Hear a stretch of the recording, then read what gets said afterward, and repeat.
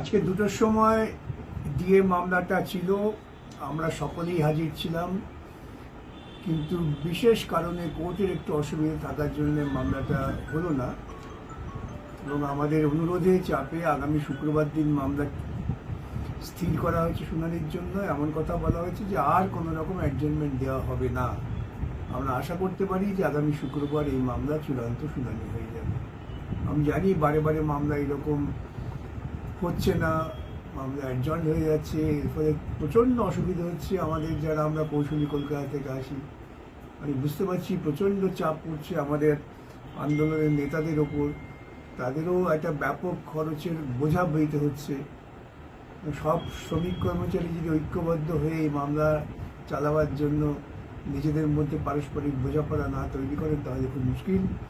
যাই হোক, মামলা এখন চূড়ান্ত পর্যায়ে এসেছে, শুক্রবার দিন হয়ে যাবে, এটা আমরা আশা করছি।